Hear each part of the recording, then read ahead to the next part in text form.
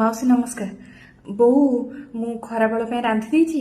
ଆଉ ରାତିରେ ଆସିଲା ବେଳକୁ ପନିର ନେଇ ଆସିବି। ତମର ଫେଭରେଟ୍ ମଟର ପନିର କରିଦେବି ରାତିରେ। ମୁଁ ଆସୁଛି, ଲେଟ୍ ହେଲାଣି। ଆସୁଛି ମାଉସୀ।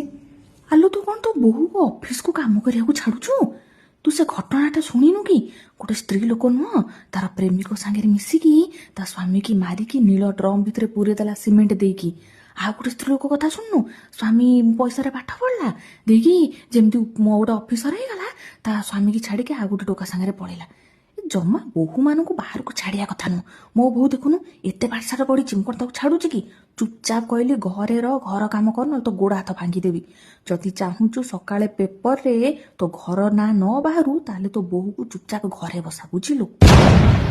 ହଁ, ମାନୁଛି ଆଜିକାଲି କିଛି ଝିଅ ନିଜ ସୀମା ଟପି ଯାଉଛନ୍ତି, ଅପରାଧ କରୁଛନ୍ତି, କିନ୍ତୁ ସେସବୁର ଦଣ୍ଡ ଆଉ ଗୋଟେ ଝିଅ